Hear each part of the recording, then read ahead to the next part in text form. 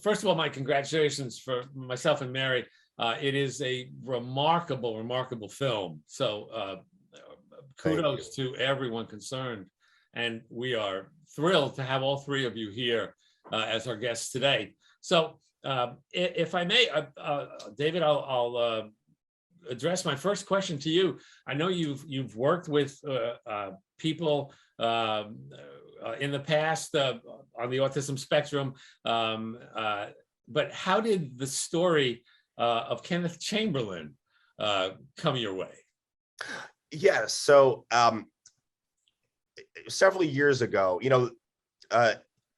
issues like this, issues in our criminal justice system, questions about policing practices, institutional racism, implicit bias, those have been topics of conversation in America for a while. So several years ago, I was doing some research and I found this case, and it resonated specifically with me for a number of reasons. In the first place, as you mentioned, I worked as a special education teacher. I worked with adults and children with autism and other developmental disabilities, as well as emotional and behavioral disorders. And I'm also on the autism spectrum myself, so I come to it from a really personal place. And one of the things that we had to do working with individuals with developmental disabilities and behavioral disorders was go through really, really extensive crisis management training. We had to learn how to de-escalate somebody who was suffering from a mental health crisis in a way that kept them safe, kept us safe, and kept everyone else around the situation safe, while, all the while respecting the person and empathizing with the person in what they're going through. And it was just so blatantly clear to me that from reading about this case, that these officers were completely and tragically ill-prepared and misguided in their approach. So that's really why it resonated with me personally. And from there, I reached out to the Chamberlin family, specifically Kenneth Chamberlin Jr., and we just started a conversation.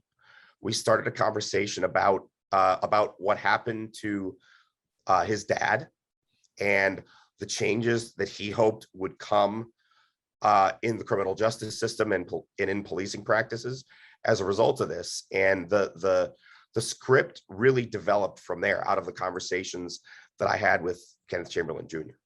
Can I ask you about the script? First of all, I should introduce, because I didn't, but let me introduce Professor Mary Lindroth, who's joining us today here. She's my colleague at Caldwell University. And I'm going to let her pick this up in a moment. But since you brought up the script, I wanted to ask you, you have here the exact transcript of what happened to Kenneth Chamberlin with the recorded Healthline phone call. And that's one end of the one side of the issue.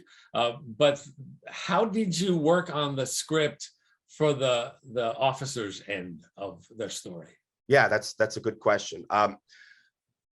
So, as with any narrative film that's based on a true story, we had to use our imaginations for certain sections because, not every single moment of this essentially 90-minute episode was recorded.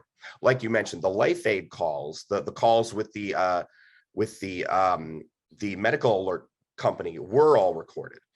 So we were able to really lift most of that dialogue directly from those calls and place it into the script. But only small sections of the interaction between the officers and Kenneth was actually recorded. And very little of the conversations between the officers themselves was recorded. So we certainly had to use our imagination to fill in some of those gaps. We were able to do that partially with documentation that existed, police reports, journalism pieces that have been done, interviews that have been done. One of the complicated things about this was that there is not one set of definitive facts about this case. The police officers have their story. the residents of the building have their story, and the forensic evidence tells another story. So we had to sort of take educated guesses about, well, here the forensic evidence suggests this, but the officer said this. So, you know, we had to kind of make certain decisions about which story we felt was the most credible, and, you know, those kinds of things, because there is not one set of definitive facts about this case. Okay. How long did it take you to put the script together?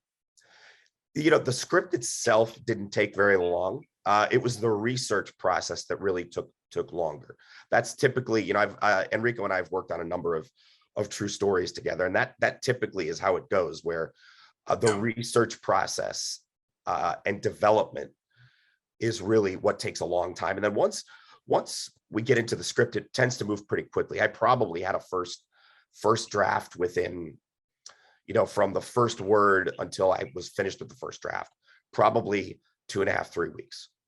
Okay. Okay. Mary, do you want to? Sure. So it's already been said, but I'll just add it again. So thank you so very much for making this film. I remember I first heard about it because I'm a follower of Amy Goodman's Democracy Now! Yeah. The only reason I know anything about it is because she's one of the few media outlets that even talked about it. From the very beginning, she was right. Very supportive. Right. So really powerful film, an important intervention. In fact, I was very interested towards the end of the film. We hear Frankie Faison as Kenneth Chamberlin say very clearly, you are being recorded, your actions will be remembered. And then as the film points out in one of its final statements, which I still boggles my mind, no one has ever been indicted, or, you know, no charges have been made in this case.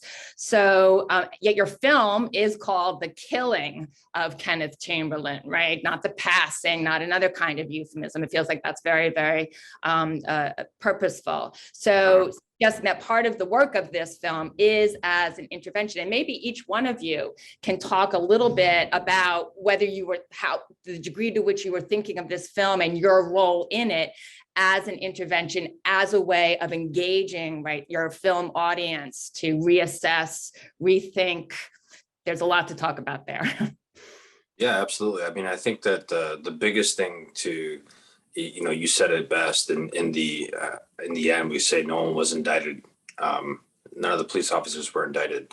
I think that's a big part of this film, and shining a light on what happened here. Because, you know, I agree with David totally and completely. I think that they were completely ill-informed on how to de-escalate a situation with someone in a crisis situation. They were there for a wellness check and ended in someone's death. And it was the killing of Kenneth Chamberlin. They killed him. You know, he's dead. I mean, and so I think for us, there's so much of this is we wanted to tell this story in hopes, and this is something that we said to Kenneth Chamberlin Jr. as well. You know, we want your father's name to be a national topic. You know, we want everyone in this country to know who Kenneth Chamberlin Sr. is, to know this story. Mary, that's a very good question that you posed out there. I think that on this film, I mean, this portrayal, this work for me is not any different from any character that I would ever approach working on. Everything that I do, I want it to have some sort of impact on whoever's watching, because otherwise I feel like I'd be wasting my time. That's why I try to be so careful in the projects and characters that I select to do, because I don't, you know, I've never done anything that I didn't feel like I hold the responsibility of the portrayal of the character that I played. So that's, in this case, it blew up into something a lot more different, because it is based on a man's life and a true story. So as this film got out to more and more people to see, then my responsibility sort of like heightened. I feel like an incredible responsibility to stand behind the film, to stand behind the character, to stand behind the family, because it's wrong.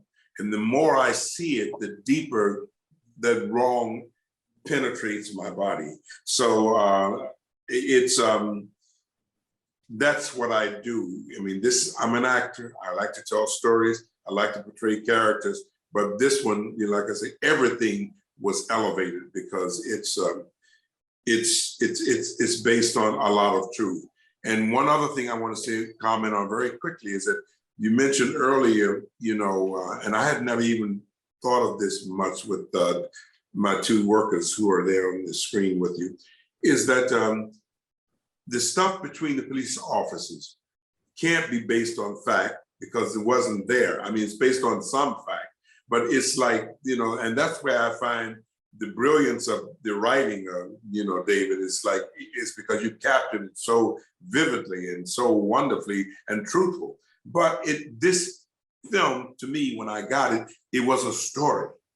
And it was a story that was compelling and it just blew my mind. And I read it and I had to do it.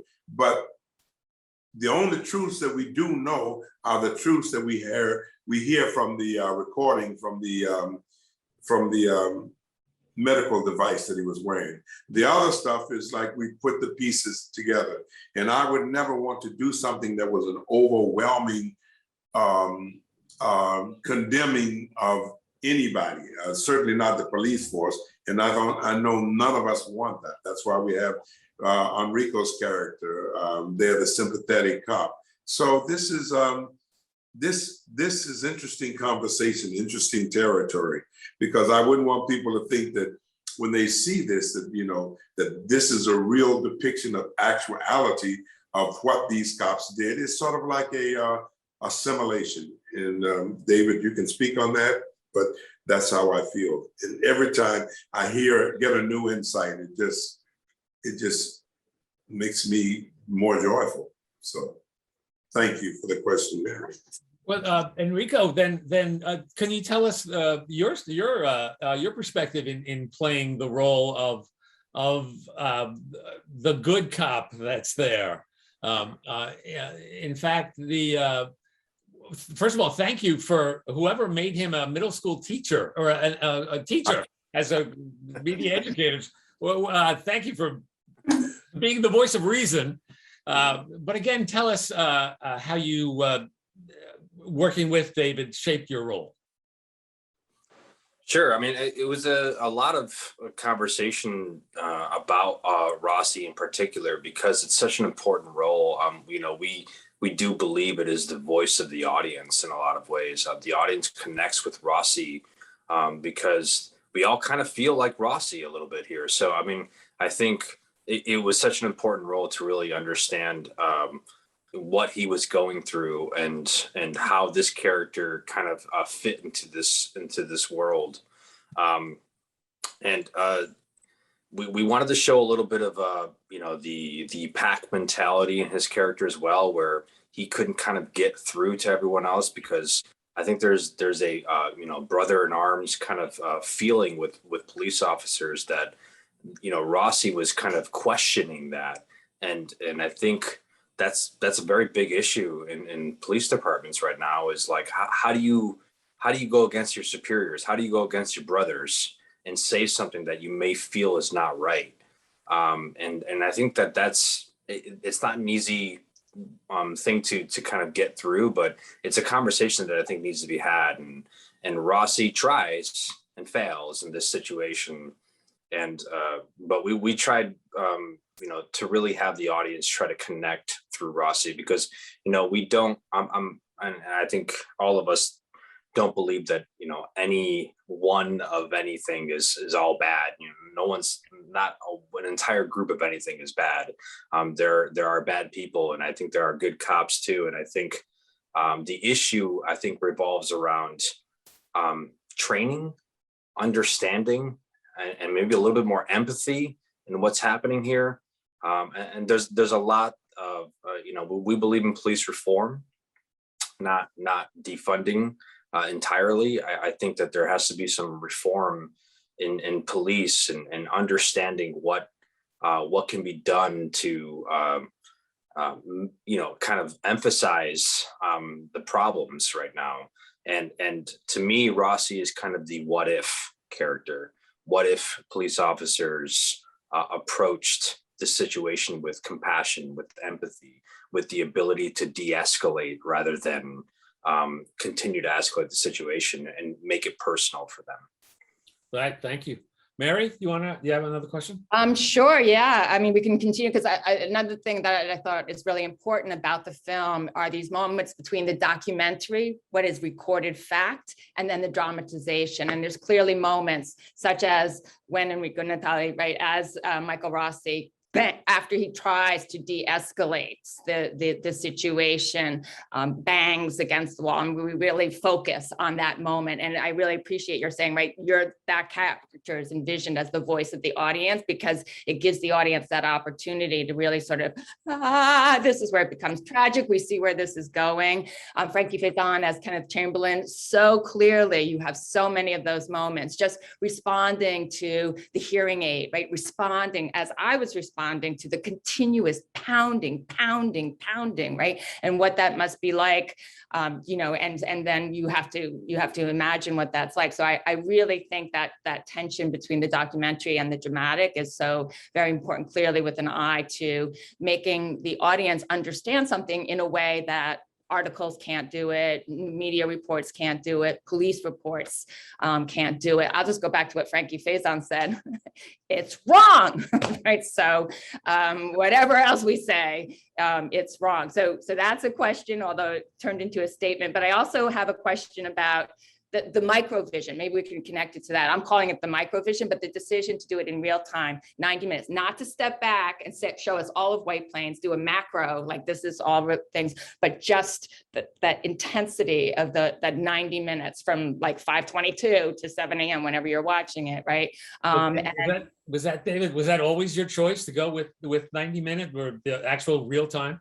Yeah, it just made sense to do it that way for me, you know, right from the beginning, because the event itself was approximately that amount of time, and I felt like the best way in my mind to really put the audience in Kenneth Chamberlain's shoes was to not give them a break, because he didn't have a break. And that's really what I wanted to try to do, was put the audience in his shoes and give a sense of what this might be like, where it is so clear that those people on the other side of the door do not understand. No matter how many times you say what you're saying, no matter how passionately you say what you're saying, they do not understand.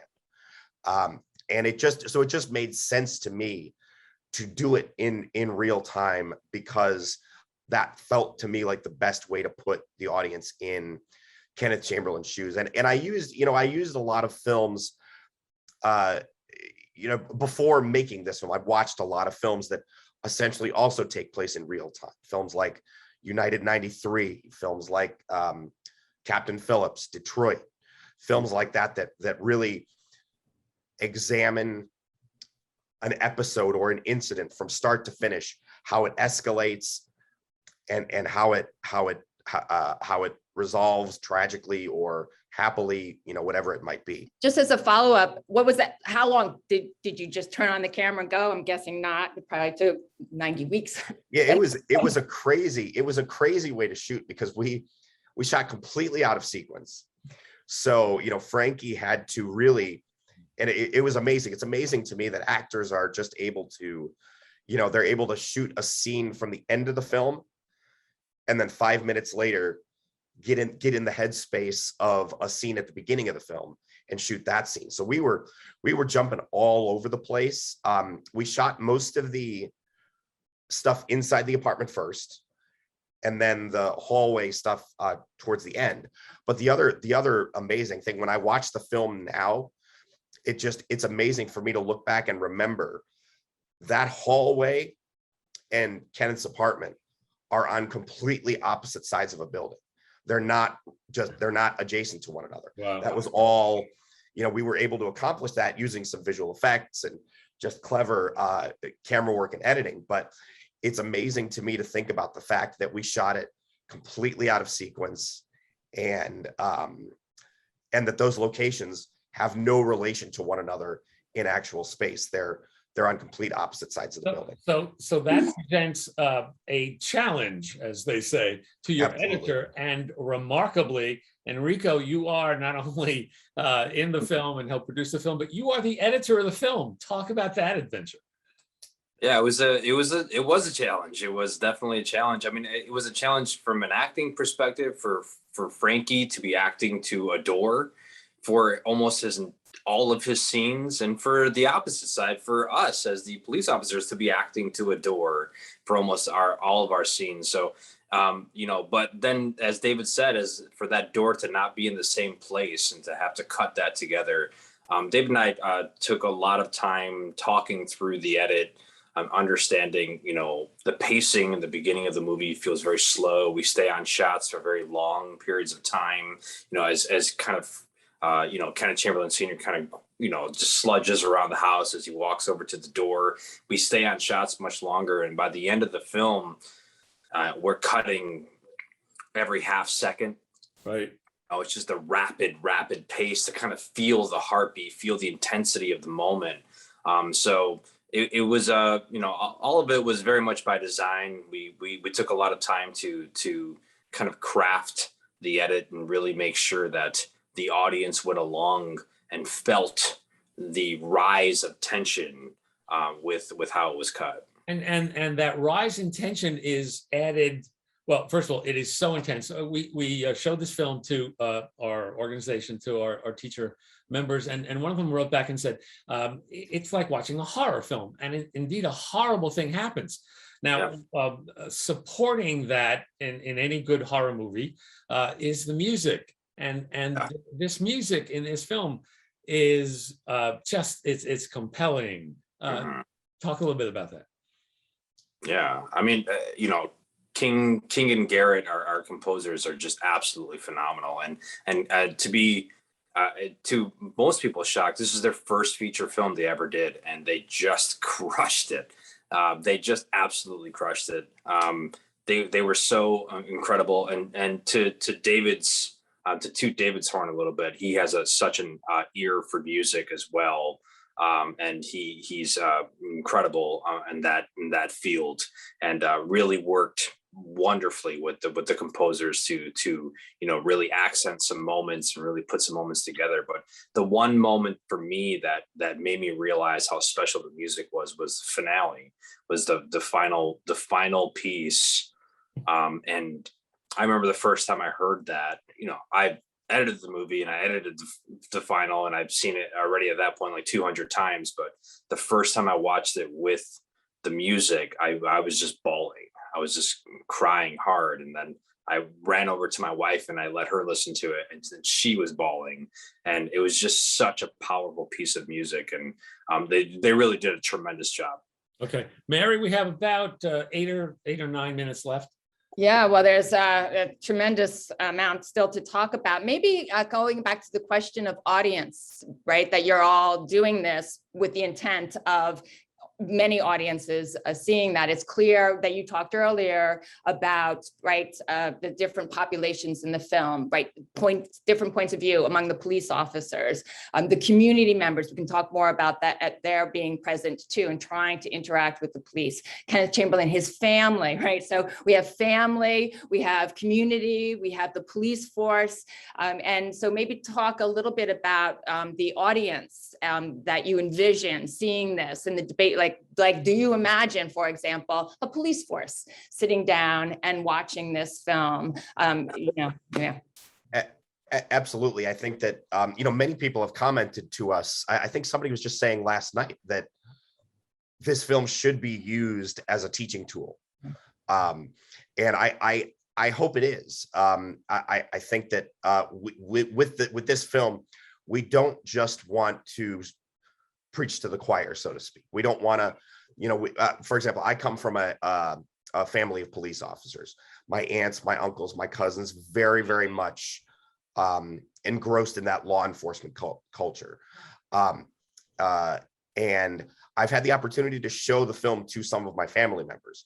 And I was expecting a lot of sort of incredulity. I was expecting a lot of like, oh, this is just a one of your liberal movie. You know, I was expecting a lot of incredulity, a lot of pushback, but instead I looked over after the film was done, and my family members were bawling.